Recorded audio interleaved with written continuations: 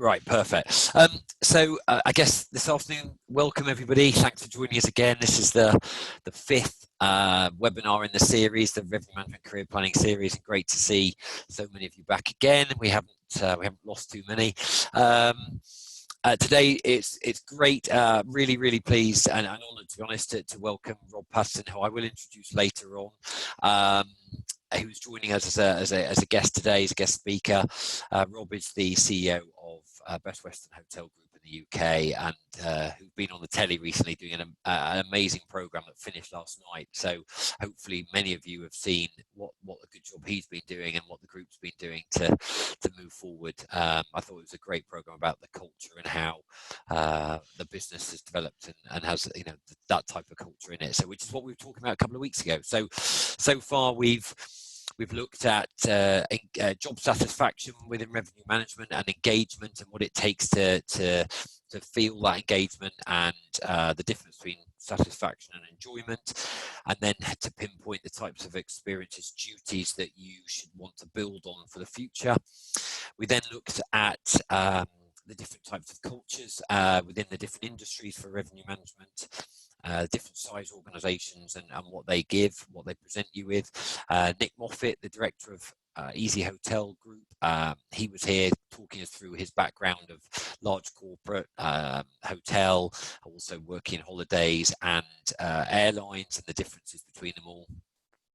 And then last week we had the future of revenue management, which was Jose Butragueño was on, giving us a really good, we had a good discussion between the two of us about, I think, what the future of revenue management would look like, and therefore perhaps how the role of revenue management will change in the future. So for instance, with perhaps more AI, better technology, there'll be slightly less analytics happening.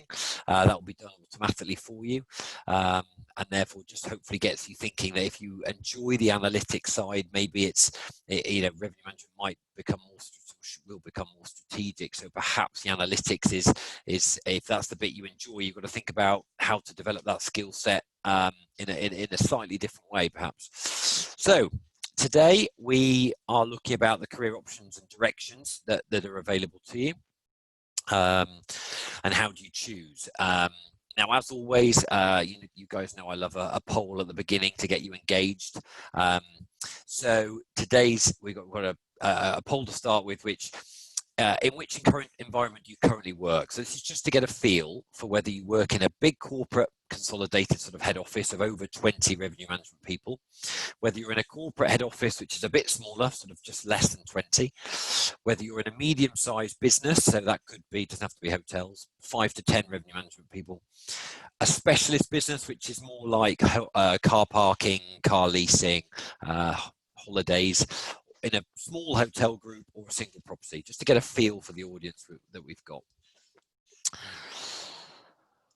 And again, don't be too specific. I can't put every option, so it's just to try and get a bit of a feel for it. So we've got quite a lot of single property people. Got a few more to go. I'll give it another 5 seconds. 5, 4, 3, 2, 1. A few more ticking in, so I'll give it a bit longer. Right, so if I look at that, so we're heavy on the single property, a few in small hotel groups, and then a few in corporate. So interesting, a bit short on the specialist businesses, which is quite interesting because actually we do a lot with the specialist businesses generally in terms of holiday car parking, leasing, all those sort of different types of areas. So interesting, we haven't got many here. Okay, good. So that gives. Well, we're going to cover the spectrum really. So hopefully got something to cover for everybody. And then very quickly, a really quick one. The second one is: do you feel you need to add a different environment to the one you're in to move forward in your career? So, do you feel you need to add a different environment to your experiences to forward your career? Yes, no, or not sure. Really quick one. This one. Okay, so we're quite heavy on the yeses, I think, by the looks of this. Now, that's not me saying change jobs, by the way. As I've said throughout this whole webinar series, not about me trying to get you to change jobs. This is, some of this actually is looking at the hotel group you're in, and some of you might be in a head office function, but actually there are on-site roles as well. So it is about looking in your current business and seeing, there we go, let's see. So there you go, heavy on the yes. So many of you feel you do need to experience different areas. So I think what we'll hear today from Rob as well, I think, will be him discussing the reasons he made changes or moves at the time and what it gave him and the decisions behind that. And I think that will hopefully help you here if you feel you need to change environments to expand your experiences, to move your careers forward. Then I think this will be a really interesting conversation today. So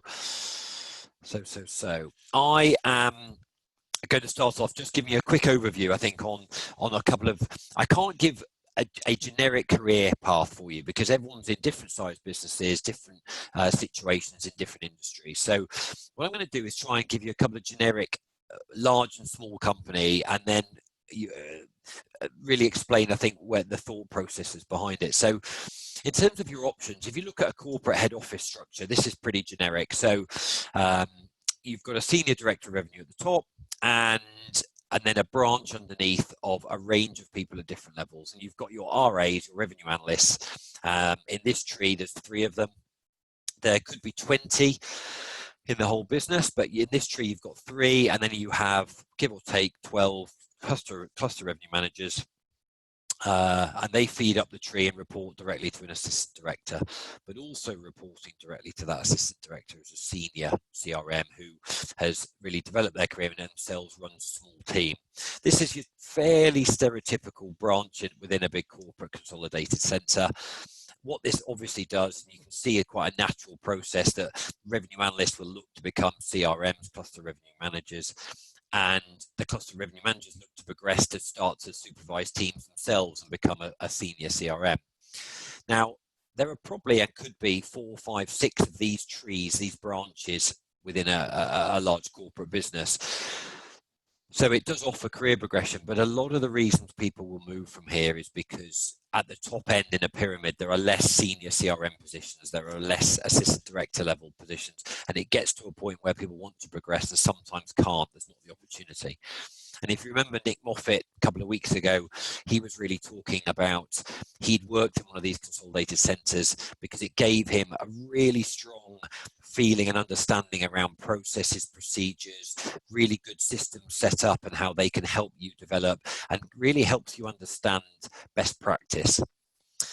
And then what he was saying was he moved out from there using that experience to take into a slightly more unstructured place so that he could get the benefits of, for instance, in a single property where you're working with all the operational management on a much more day-to-day basis, face-to-face, and much more involved in what's going on in that property. That still happens in big corporates. You've got to work with the GMs of the hotels you look after, but in a single property, the revenue management function probably sits under the sales and marketing banner here. And what you'll find is as you gain your experiences, in a small hotel, the revenue manager sits under the sales and marketing function. But and we've done some recruitment for a couple of large single properties, such as the Nobu in Shoreditch and things, where they will recruit a director of revenue management, a senior individual who probably sits on this tier, on the management board. They work alongside the director of sales and marketing rather than underneath them.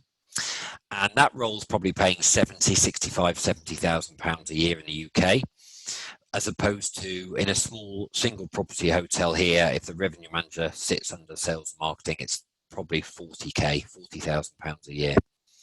So what you can do is use your experiences to increase, perhaps if you work in a single property, increase the size of the property and the exposure you get of dealing with strategic decisions, working with general management. And having worked in big corporate, you'll find that you can come into a single property and bring that process and best practice knowledge with you.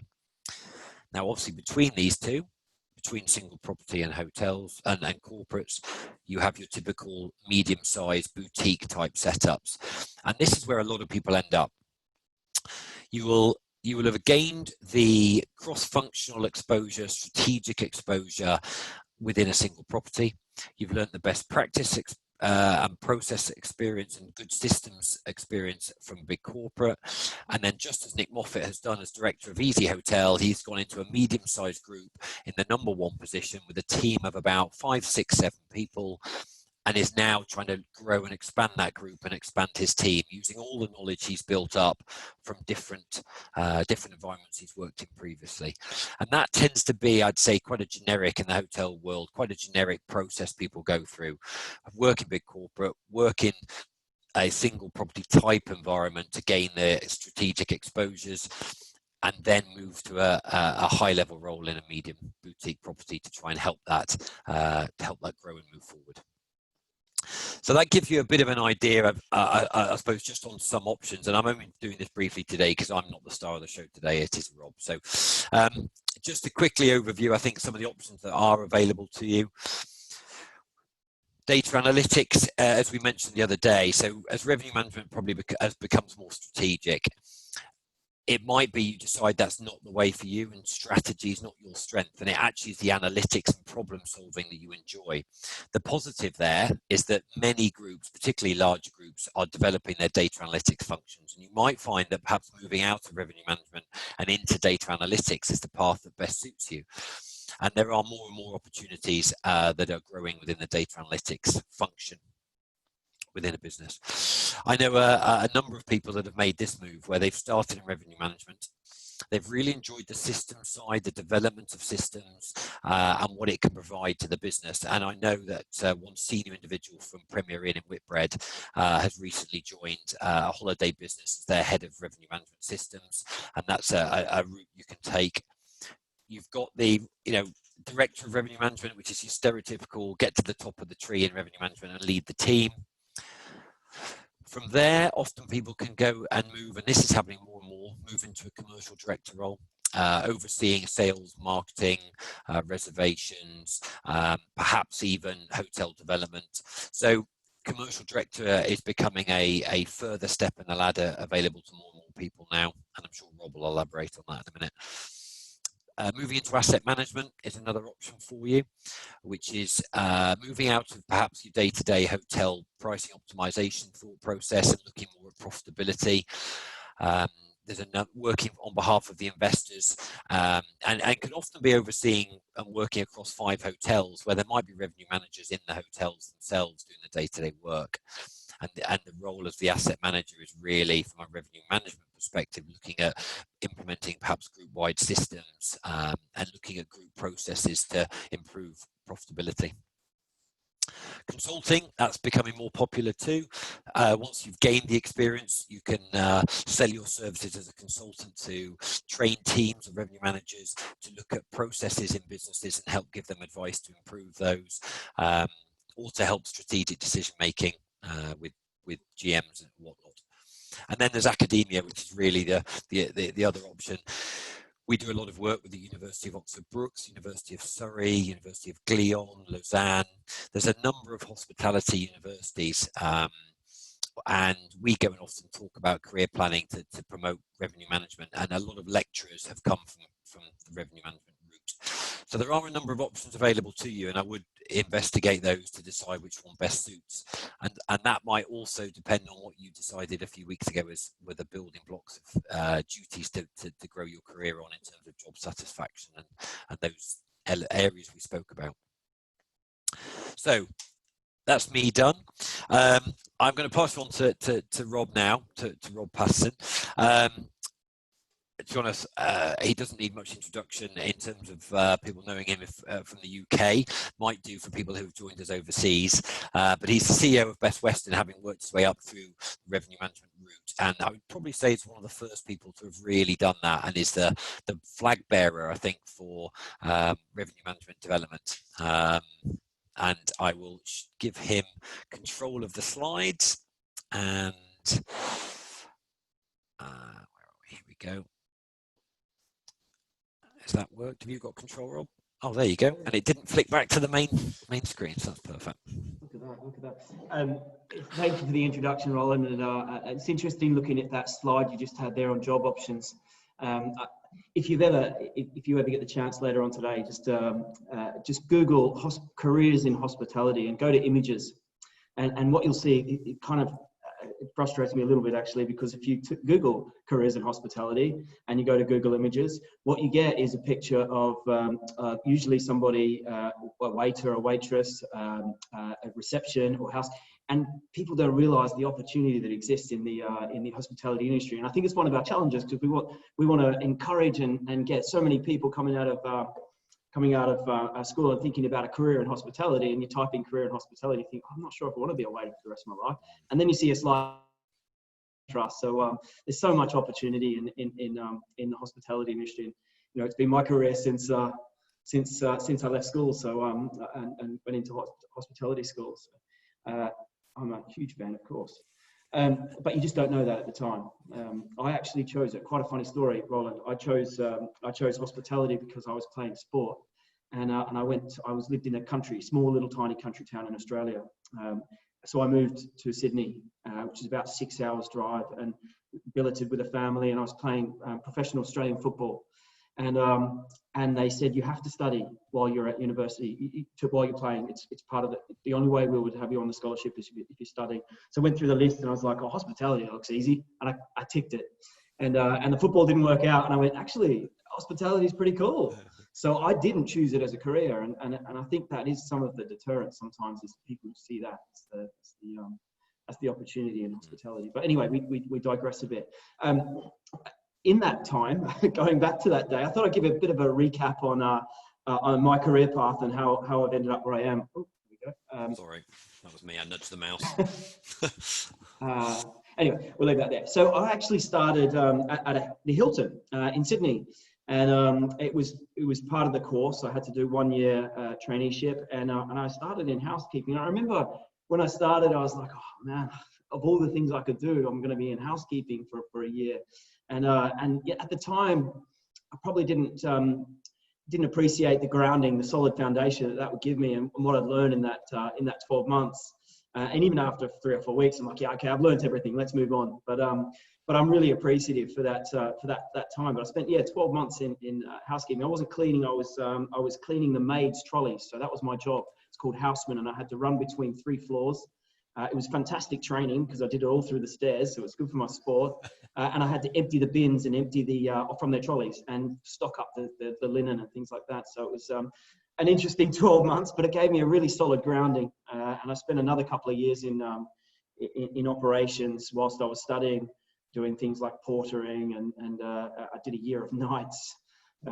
So front desk, food and beverages in a bar and banquets for a while. So I did my time in operations, and I think from a revenue management point of view, as my career progressed, that grounding, I always held that so dear to what I do, and I always refer back to how life was when I was in operations, because sometimes there can be a disconnect, and I think that really helps connect the dots. So if you have the opportunity to work in operations, I would highly recommend doing a bit of time and learning that operations and really getting under the skin of it, because it gives you a real appreciation of what's really possible on the front line and what's a bit of a pipe dream. But in my career, I think I put at the top of the slide, opportunity knocks. And I think no one can sort of predict exactly what path they're going to take when they're 18 years old and just working as something because you ticked it on a list of what you want to do for the rest of your career. But I think we're in such an ever-changing environment.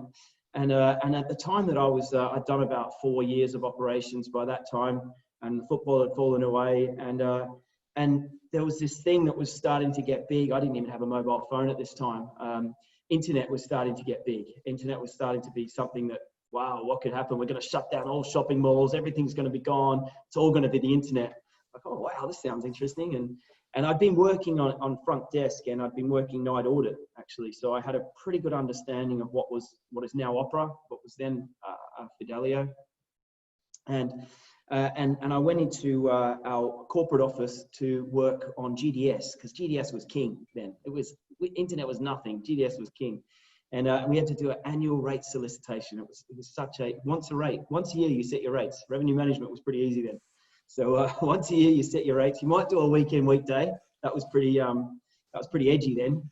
And we would load it into the GDS. We would load all the corporate contracts, and it was a DOS-based system. It was you'd be just sitting there going mental, staring at a black screen for hours. So it was. But this all happened at a time when the internet was starting to grow. And then Accor said, I was working for Accor at this time, and Accor said, well, we want to have a website. Wow, this is cool. So we started a website for 3 days. You could book 3 days in advance, and it was just for distressed inventory. It was one of the biggest mistakes the hospitality industry ever made. But it was, let's just have a website for distressed inventory, because at that time, wholesalers were big. And you had a fixed rate. Once a year, you set your rate. You might have some seasons on it. But you had to give a 30% margin to the wholesaler, because the wholesaler that's buying it from you might be selling it offshore, and then the offshore wholesaler might then be selling it to a retailer. So you had 3 mouths to feed along the way. So the rates were pretty low. And a lot of people probably don't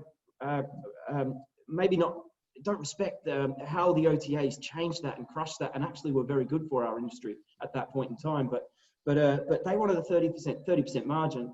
And they would release their blocks 3 days before arrival. So we're like, right, when they release it, we'll put it on the internet and sell it as last minute. So because I had an operations experience and GDS experience, that all came together, and I started working in the internet. And then this new problem arose, because we were working heavily with operators. And all of a sudden it was like, hey, your rates online, which consumers are starting to do more, are lower than my rates that I'm selling in Japan.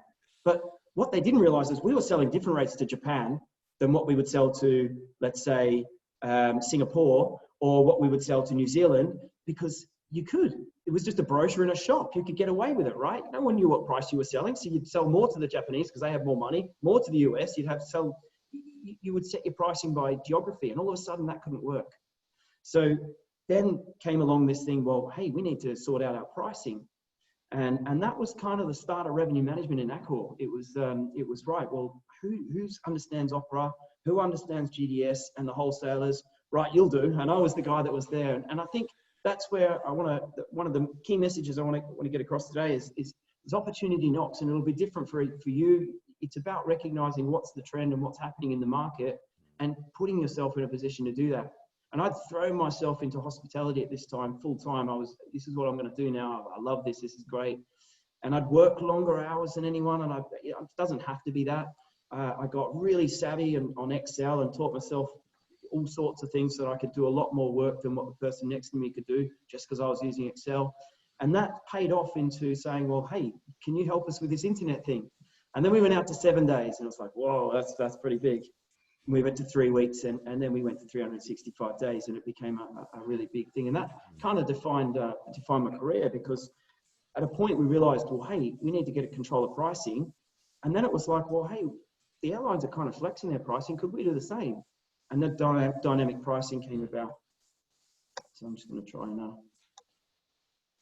Yeah.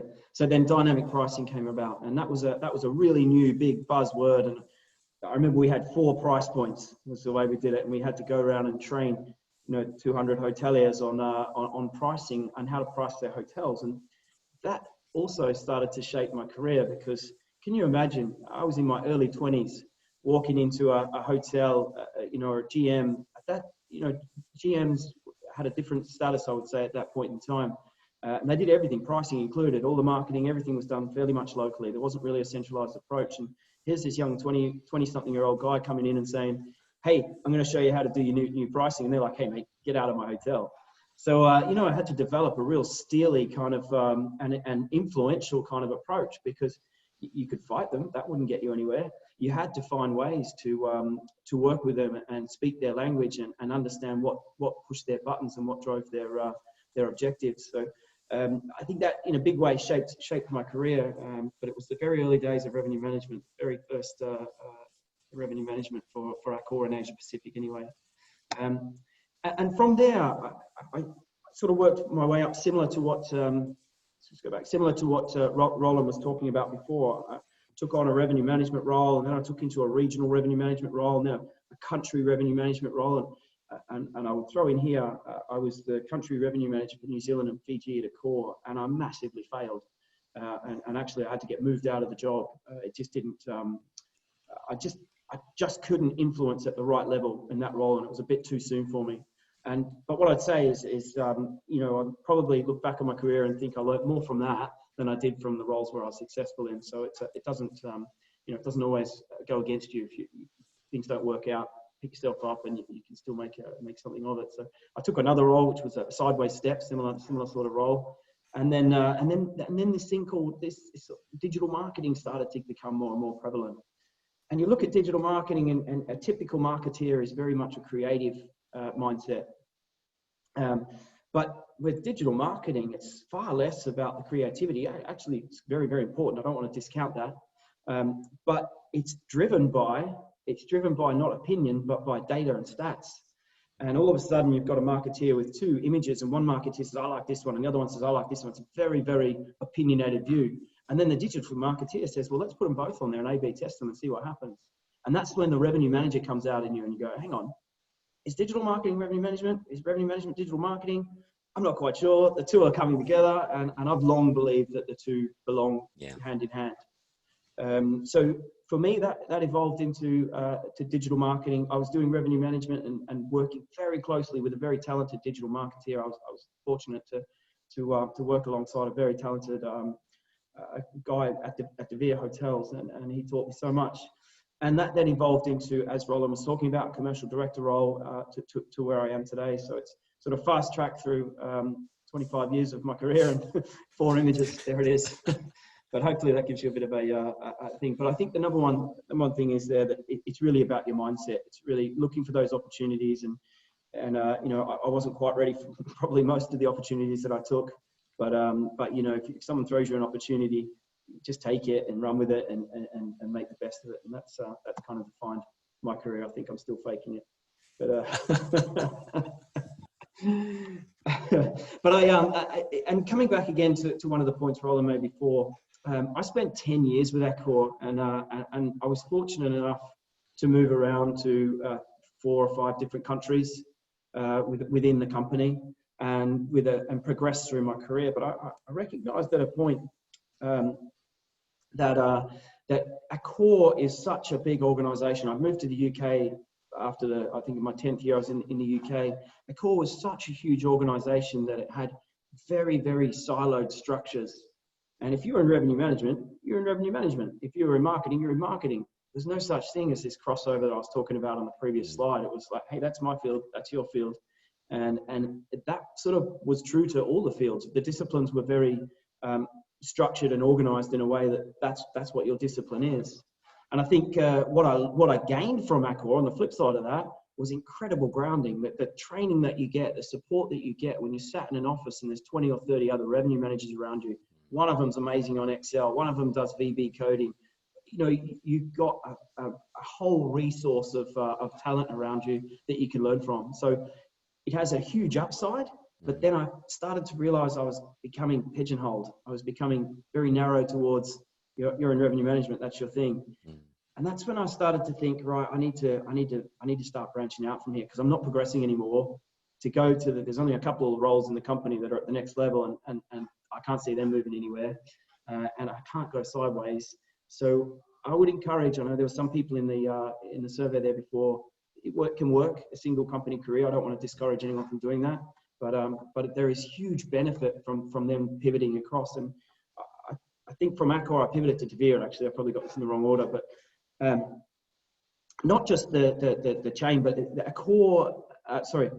Malmaison Hotel de Van were at that time owned by a bank. So it was repossessed and they had it in their hands for about 5 years.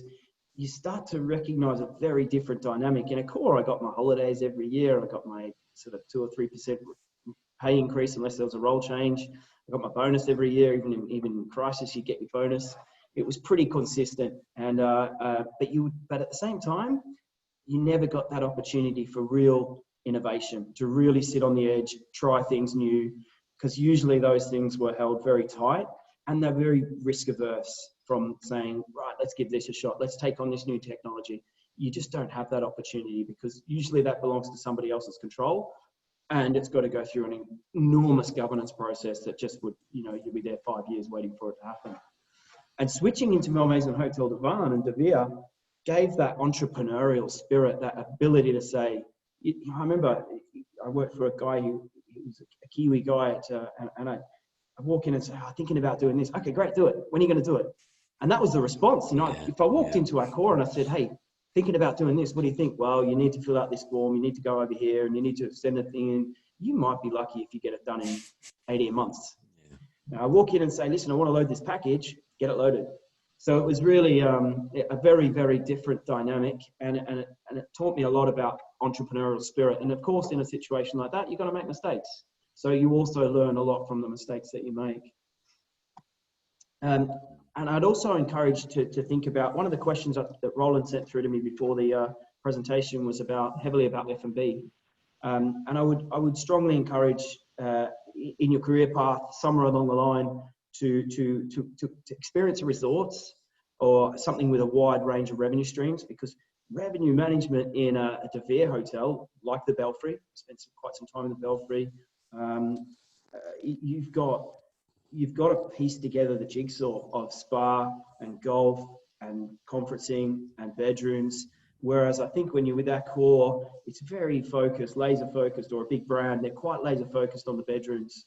So, because that's where they derive their fees from. So it is quite laser focused on bedrooms, but that experience of total revenue management just gives you a full appreciation of a P&L, profitability in a P&L. And that's where I learned all of my skill set learned around the P&L was in those roles in Mel Mason, Hotel de Vere, De Vere. In fact, I never saw a P&L in Accor in my 10 years there. So just to give you that contrast. So I think there is a huge advantage to swapping around. You've got incredible training ground and incredible learning grounds in the brands, but you've got incredible entrepreneurial spirit and the ability to really flex and pivot in those more private equity led or bank led brands, national. So the image here, I think, represents Accor. I come back to, I loved my time in Accor, and I've still got many friends there. And I would recommend, if anyone's thinking about working somewhere, I would highly recommend Accor. I don't want this to come across the wrong way, because I think it's a fantastic breeding ground. But I think it had its limits. Certainly for me, it had its limits. And, you know, I could turn up and I'd have a nice office and it would be pretty clean and neat. And I'd sit there and I'd get my stuff done. And, you know, it was pretty consistent and fairly comfortable life. But that pivot to private equity is incredibly competitive and incredibly cutthroat. So you've got a huge contrast, and the skill set that you gain from both of them are incredibly valuable, but you won't get that skill set in one. So I would encourage people to think about in your career at some point or another, you know, what different types of companies can you work for? And when you're making that decision, I put at the top of the slide there, understand long-term objectives. This is quite important, because when you're making those decisions to pivot between companies or between ownership structures or whatever it might be in your career, something that I would recommend to consider is or find out early in the piece when you start working there, is what are the long-term objectives of that organization? You know, in Accor, it was very clear for me. That's a long-term business, and it was, you knew the strategy of the business. You knew your place and what you had control of and what you didn't. But it was very much a long-term business. So I knew that I'd get my holidays every year, I'd get, you know, a decent amount of my bonus every year, I'd get my, you know, sort of relatively consistent salary each year, and I probably wouldn't face the turbulent times of the market volatility. Whereas in private equity, and I think this is important to understand, is try to understand the objectives of the goal. And the reason I say this is that when I moved into private equity, there was a very clear picture. It was buy underperforming asset, turn that around in year two, turn that around in year one, stabilize it in year two, develop it in year three, and sell it.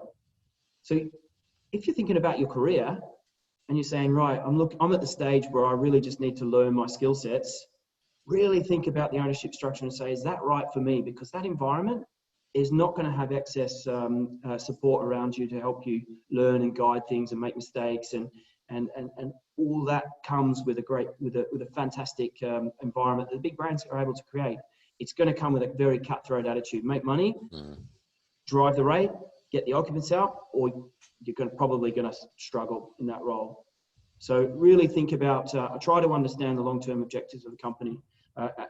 I don't want to talk down the private equity, by the way. I think for me, it was one of the most exhilarating times of my career, and I'll hold it progress my career quickly as well. So I'll hold that time dear to my heart for the rest of my life. So don't want to downplay it, but just be very aware of what your environment is.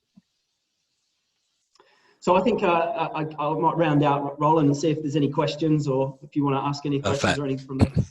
Yeah, perfect. Thank you, Rob. That's excellent. And I know you haven't been on all these webinars with us, understandably, but you very nicely brought up a couple of things we'd spoken about in previous weeks, which worked well, which is great. So I think your comment about total revenue management was absolutely right. Last week, Jose was talking about the future and how total revenue management has not quite really ever happened yet. It's still quite, it's still siloed, and bringing it all together is going to be where the future needs to go. So, and I agree with you about the different cultures of private equity. We spoke a few weeks ago about the difference between, the needs and the way that certain ownership structures might drive what the staff have to do and the results are needed and things. So, and I wouldn't worry about, you were saying about, I don't want to play Accor down. If you were there 10 years, I think that's a pretty good sign. You thought it was a good place to work, to be fair. So, and we do a lot of work with Accor, and they are very good business. So I 100% agree. I think lastly, actually, one thing I'd say probably from my career as well, actually, and recruitment is not the best place to be when there's a downturn in the economy. So, but you said actually you learn more from adversity, and I 100% agree. 2008, I was doing recruitment, and obviously now, and you learn so much more. It's not always great when you're in it, when you're under pressure and there's things not quite going right. But actually, when you come out of that, if you're that role you did looking after Fiji, New Zealand, when you're doing it, you're probably thinking this isn't great. But actually, when you come out of it and review it and think about it, there's a huge amount of learning curves you take out of it and are able to then build on and use for the future. So I agree. I think when things are tough, it's not always easy, but it can also be very, very helpful further down the line. So thank you, Rob. That was great. We do have some questions. I've got questions that were sent to us before the event, and I've got one that's come through on here. So the one that's come through on the chat is, Rob, you mentioned that you were perhaps not fully ready for some opportunities, or one opportunity. Don't want to say there was too many, but took them anyway. Did you ever have an imposter syndrome? And if yes, how did you overcome it? I'll probably still have an imposter syndrome. Sometimes I sit around the table with some, very talented CEOs, and you're like, gosh, I'm not sure. I don't even think I've got the right clothes on. But I think throwing yourself into an unfamiliar environment and just running with it, that's also kind of exhilarating. So I kind of like it. But and if I'm always uncomfortable if I'm not uncomfortable. So I enjoy it. I agree with you. I think also, I did a sort of mini MBA last year, and there was a Goldman Sachs backed course. And one of the things that every business owner that was on that course, every single one said the same thing. And it was, I don't really feel I know what I'm doing. But the one thing the course got us to do was actually realize that we were making the right decisions, and we had made the right, and therefore it's a self-confidence thing. You have to start understanding that you have to make decisions by what you feel is right, and hopefully your experiences mean you make the right ones. And I think you always feel you're an imposter in that type of situation. So, I would say that's about self-belief and use your experiences in the right way. And actually, one of the webinars we're doing down the line will be about self-belief and that using your confidence and experiences to build on. So, good. And then Rajid sent us a question about how will business will look, especially with the challenges in meeting and events in M&E, and in addition to F&B, obviously with what's going on in the market at the moment, and also with regards to recruitment. What's your view on when companies will be resuming recruitment over the next few months? Sounds like I've asked that, doesn't it? But it's definitely come from someone else. Well, I think the M&E and the F&B one, I mean, clearly with the social distancing rules, it's going to be a very challenging time going forward. But I've already seen my old crew, Devere, put out a really lovely brochure and they've photographed all their rooms with social distancing, and they've put out their brochure. And I think opportunities still exist in these markets. We've got, there's just so many, and I think it's those who are looking for them. Opportunity exists everywhere. Those who are looking for them have that innovative mindset will find them. And, if you think about anyone who needs space right now, so think about, we're talking to the NHS at the moment, and they want some very long-term contracts. Because you consider a day surgery. They haven't been able to do any elective surgery for a number of months now. So they have an incredible backlog of elective surgery, and you have day surgeries that are now going to be able to operate only at 40% of their capacity, normal capacity. So they've got a backlog, and they have to operate at a lower capacity going forward. They need space. So we're now working with the NHS on solving that problem practically. Now, it's an incredibly complex problem because there involves planning permission. There's you've got to have the right backup generators, all sorts of things. Fire regulation, insurance. It's not easy, but there's an opportunity, and together you can figure it out. And that's what we're doing at the moment. We've got a really good, solid working relationship. We started it during the crisis with the NHS, and we've continued that forward. And I think we're going to be able to fill a lot of our hotels exclusively for 12 to 18-month contracts, just looking after day surgeries. We've had city centre hotels we've had conversations about offices that have to work in their office, but they can't fit everyone in because of social distancing. So they're needing overflow space. Schools are going to need overflow space. So I think, we're working on one at the moment. You can't go to the cinema at the moment, right? I think there's a huge market for the return of a retro drive-in cinema. Car parks are empty.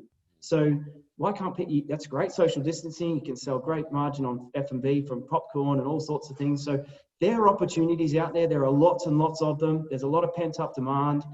There's a lot of space requirements, and hoteliers have just got to think outside of what they would normally think of, because it's not normal times. So I think there's opportunity, but you've got to go and seek them. And that then ties into the next thing as well. Some companies and those that will do that will be looking to recruit because they're going to need people to do it. So I think recruitment, there is going to be companies who are going to say, look, you know what, business is down. I'm going to buckle up, and that will exist. But there's going to be pockets of opportunities out there. So you just got to seek them out, and you'll find them. And actually, they're probably going to be the more innovative companies to work for at the moment because that's their nature. Yeah, absolutely. We've had one question through. Do you think revenue management will need to adapt after this pandemic? And if so, how? I mean, from the conversations I've had with people, the answer is categorically yes. I mean, I think the first thing is that the revenue management systems, which rely on previous data to set your trends, I mean, the data in that is now effectively redundant, because you've just got a whole new level of occupancy levels you're working with, perhaps different customer mix now, because you've got to change. If you relied on business travel customers, as an event venue previously, you're going to have to change your strategy because they're not going to come back for a while. So I think actually I'll let you answer this, Rob, but my view on revenue management, actually revenue managers at the moment are in a situation where they can really shine over the next 12 months. It's the time for them to really stand up and be able to make those decisions themselves, and be hugely involved in the strategy of what those businesses are doing and why, and really make a name for themselves in many places in driving how the hotel moves forward, and working with marketing to actually create demand. I think that's one of the big things as well. So I think revenue management is hugely going to have to adapt, but I think in a positive light, I think the revenue managers that have that in them will see this as a massive opportunity to move themselves forward, in how they're seen. I don't know if you agree with that. Yeah, 100%. You put it so eloquently. And I'm not just saying this in this call. I actually was quoted in an article about 3 weeks ago on the Boutique Hotelier, and I believe that revenue management is the most important critical element coming out of the crisis. And we've been doing a bit of work at the moment on some of our markets. And you take a city centre provincial market in the UK at the moment, and please, by all means, log on and have a look at this yourself. But you go onto booking.com and you select 4-star within a 2-mile radius of the city centre. The pricing disparity that you're seeing right now is scary, to put it frankly. You've got some hotels who have been open and trading, and they've been fighting hard, and they're sitting in July at £30.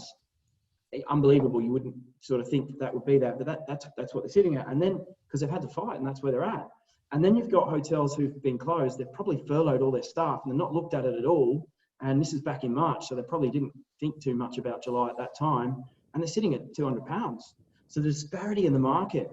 I was on a call with Ideas this week actually, and their analysis says that more than 30% of hotels are either over or underpriced at this moment in time because they haven't looked at it, they haven't worked on it. So my concern is that 2 weeks ago we had Boris on the TV on Sunday night, and we didn't know if he was going to announce the 4th of July as a firm date. And we know when that firm date comes that there's a pent-up demand. We've seen that from markets in front of us. We've got the benefit of looking at other markets. So I think those who get it right, you know, if that happened on that day, all those hotels at £30 would have been flooded with the leisure business, and they would have massively undersold their hotel. Those at 200 will get nothing, and the ones in the middle will probably pick up a little bit here, there, and everywhere. So I think revenue management coming out of this, pricing, picking up demand trends and managing them, you know, Thursdays are probably going to behave very differently coming back. The best revenue managers will position you well for that, and it's one of the most, if not the most important area alongside marketing.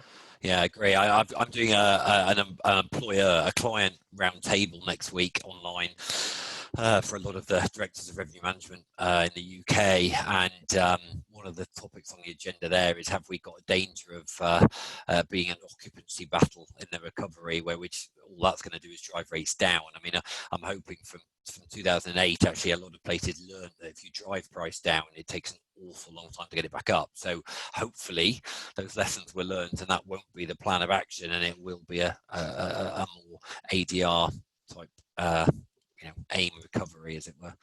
But we will see. But I haven't had any more questions, so I guess, look, firstly for me, thank you very much indeed for joining us today, Rob. It's been a pleasure and amazing to hear your thoughts on your career, and also pleasing to see that it fitted in with a number of other webinars we've done on other topics, which is excellent. So I'd like to thank everyone for joining us. Next week's webinar is about learn, develop, read, and subscribe. So every day is a school day. It's really going to be about how to and what to do to learn and develop within revenue management outside of just sitting at your desk and learning from other people. We've got Jane Pendlebury joining us for that, who's the CEO, chief exec of Hosper. They not only have their own revenue management courses and qualification, but they're also hugely influential in the market, and Jane's got a number of tips and advice and thoughts on from mentors to different people to follow who give advice and tips on LinkedIn and whatnot on how to develop skills in revenue management. So that should be really interesting next week, and I'll get the invite out for that in the next couple of days. The recording for this will be sent to everyone tomorrow, and hopefully we will see you all next week. But once again, Rob, thank you very much indeed for